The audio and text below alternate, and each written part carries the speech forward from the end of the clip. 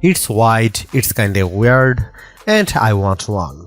Samsung is giving us two bouquet-style foldable phones in 2026, but the Galaxy Z Fold 8 is the one I prefer to carry. And that's because it has a completely different look than every foldable the company has given us over the past 7 years.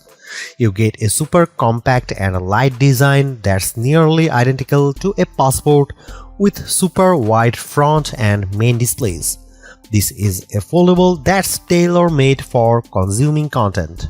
The Fold 8 also has many of the same innovations inside the pricier Galaxy Z Fold 8 Ultra, including Flex Titanium for minimizing the crease, a high-capacity silicon carbon battery, and an anti-glare coating.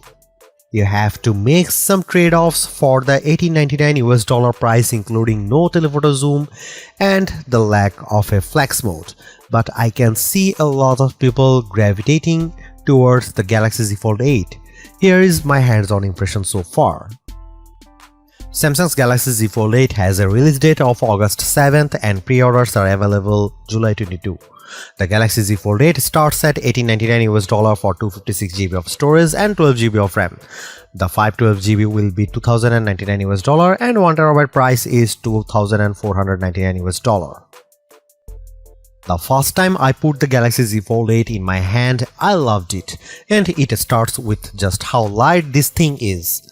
Weighing just 201 grams, this is the lightest bouquet-style foldable phone ever, and the Z Fold 7 was already pretty freaking light at 215 grams, the same weight as the new Fold 8 Ultra.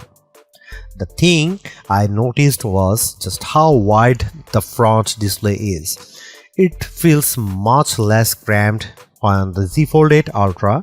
When you do open to the main 7.6-inch screen, you will appreciate that the black bars are minimized above and below the display. Another plus is that Samsung precisely engineered the side frame to make this foldable easier to open than the Fold 7 thanks to the new grooves that have been machined into the edges.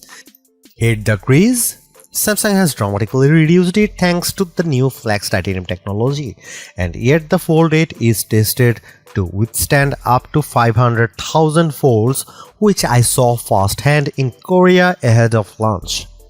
The IP48 rating on the Fold 8 means you get water resistance but no dust resistance, which is a shame because this is a phone I'd like to use for a beach reading. The 10-megapixel camera punch-out on the main display continues to be a bit of an eyesore, so those hoping for the return of an under-display camera will be disappointed. And don't expect S Pen support either, which would have been nice on such a wide canvas. Measuring 161.4 by 123.9 by 4.5mm unfolded and 123.9 by 81.9 and 9.7mm folded, the Z Fold 8 isn't quite as slim as the Fold 8 Ultra, but this is definitely not a bulky handset.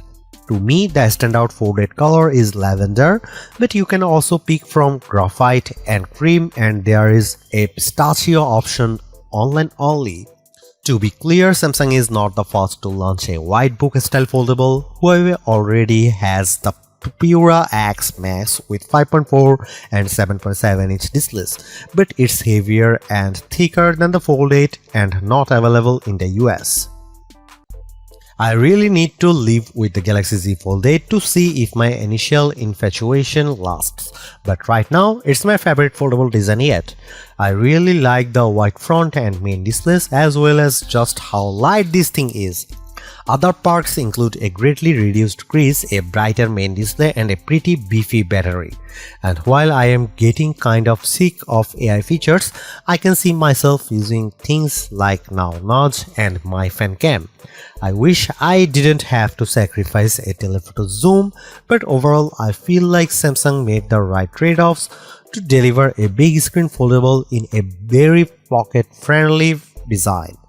Samsung Galaxy Z Fold 8 pre-orders open up today with general release scheduled for August 7. Prices start at from $1899.